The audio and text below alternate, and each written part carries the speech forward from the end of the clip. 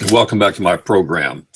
You know, character has always been a significant major component in leadership qualities in America today, a moral component that you live by, that you stay within certain boundaries, knowing what is right and knowing what is wrong, and using those boundaries and those lessons to be an example to millions of other people throughout this country. You find it in our political leadership, you find that in sports figures over the years.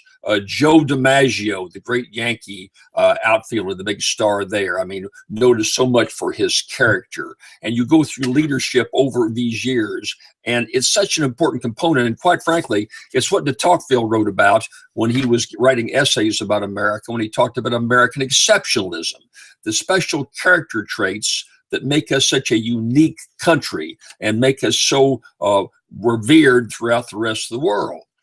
That seems to have been broken down a good bit. If you look throughout the news at so many instances, you wonder about what's happened to character. I watched that Floyd Mayweather fight with Pasquale, I think the kid's name is, and Mayweather won. I never knew that much about Mayweather.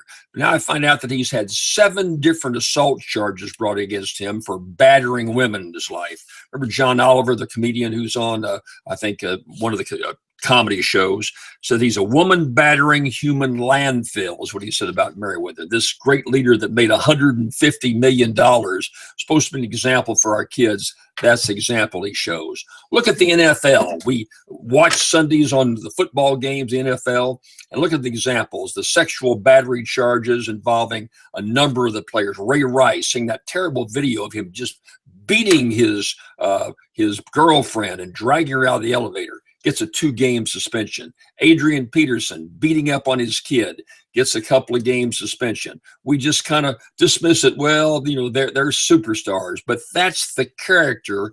That's what they offer us in this country.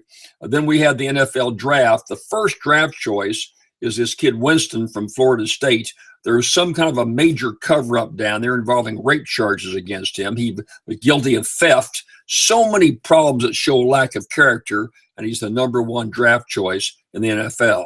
And it's just not sports. Well, other sports, soccer. Look at the scandals going on in soccer today, $150 million in bribes.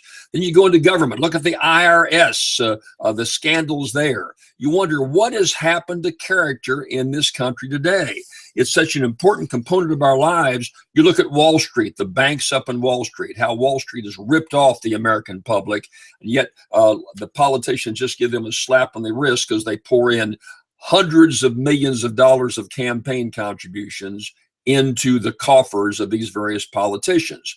So there is a breakdown in character, and I think it's a major flaw that, if anything brings down this country, if we're not exceptionally more, it's because we didn't have those character building characteristics that were so basic to the foundation, something we found in our founding fathers. Look, there's also always going to be some aberrations. There's always going to be some defects, but by and large, strong leadership means having strong character.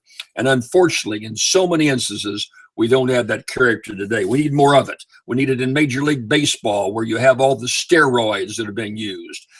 Go in sports, business, politics. Good guys, talk about politics. I think of the last 10 speakers of the House of Representatives, 8 have resigned up in Washington, D.C. because of improprieties.